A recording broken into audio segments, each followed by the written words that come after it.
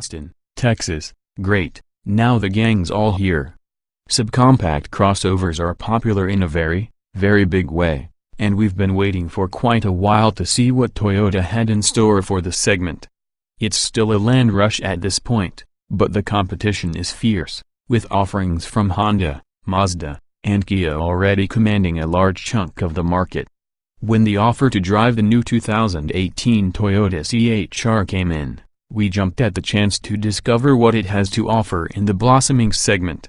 If the funky design of the C-HR seems a bit at odds with Toyota's contemporary ethos, there's a good reason for the angularity. Initially, the C-HR was developed for Scion as a much-needed boost for the flagging nameplate. Too little, too late, it seems. The decision to pull the plug was made before the crossover materialized and the C-HR was absorbed into Toyota like the Scion FRS, IA, and M. Of course, it wasn't too hard to scrape the Scion badges off. The car still would have worn Toyota badges in every market outside the US in person. The odd body lines work.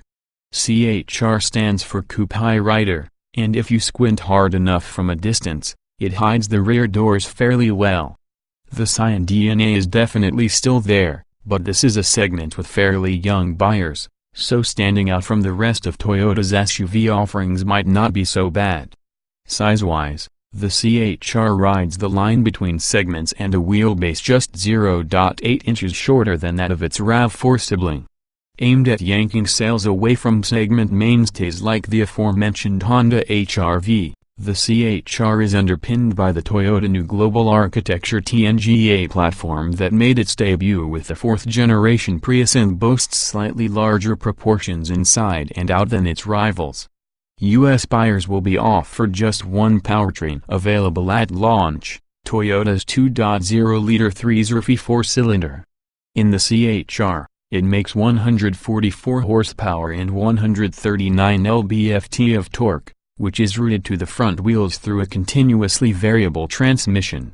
This is adequate for puttering around town and reaching highway speeds, but you won't be breaking the tires free even if you punch it on a back road.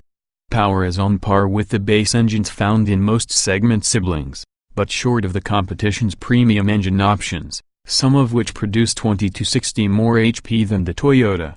If you're wondering where the all-wheel drive variant is, keep dreaming. According to Toyota, to keep weight down, a decision was made to make the U.S.spec C-HR front-wheel drive only. Other markets have an AWD C-HR variant available, alongside an alluring hybrid model. This sluggishness isn't lost on Toyota and, to compensate, the engineering team worked tirelessly fine-tuning the chassis. The chief engineer of the C-HR program was rightfully proud of how much chassis development was done on and around the Nürburgring, and how confident he was in the car. On paper, it's all there. The C-HR has a McPherson front and double wishbone rear suspension along with relatively thick anti-roll bars. Toyota says this all adds up to make the C-HR the best handling entry in the segment, a title most often lost on Toyota's other cars. Out on the surprisingly twisty backroads of Texas Hill Country, the time invested on the ring shines through the fog from the lazy powertrain. It's stable, forgiving, and genuinely enjoyable to huck around. The electric boosted steering errs on the light side, but you're never left wondering what the front wheels are doing.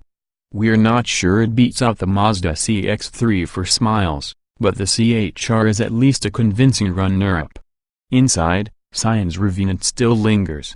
Quirky trim pieces and interesting dash design match the eye-catching exterior while the mixture of cloth, leather, and plastic is what you would find throughout the Toyota lineup.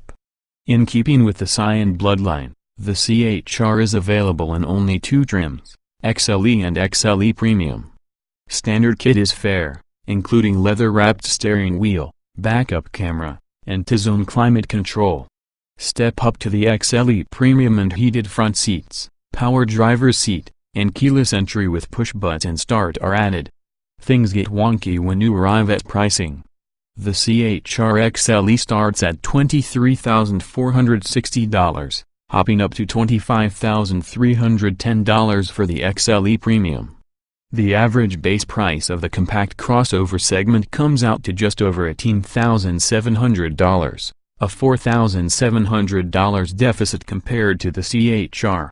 It's true, the CHR arrives with a chunk of standard features, but that gives competitors a fair bit of breathing room for options. Despite this, the CHR still makes a great deal of sense for Toyota. The CHR will fit the bill for buyers looking for storage and utility, but want something between the Toyota Corolla M hatchback and the RAV4 SUV. On the other side, for those who require the increased space but desire the driving dynamics of a car, the spunky CHR is ready to serve. In the end, we're glad to see market gaps being filled. The 2017 Toyota CHR is an enjoyable entry in a burgeoning segment, and is a necessary model for the brand.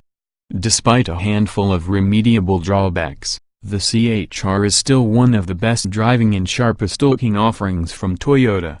2018 Toyota CHR specifications on sale April 2017. Price $23,460. Base engine 2.0 liters stock 16 valve I-4144 HP at 6,100 revolutions per minute. 139 lb-ft at 3,900 revolutions per minute. Transmission continuously variable layout 4-door, 5-passenger, front engine, FWD SUV. EPA mileage 2,731 miles per gallon. City wheel XWXH 171.2 by 70.7 by 61.6 in wheelbase, 103.9 in weight, 3,300 pounds. 060 miles per hour. Not top speed. No show more.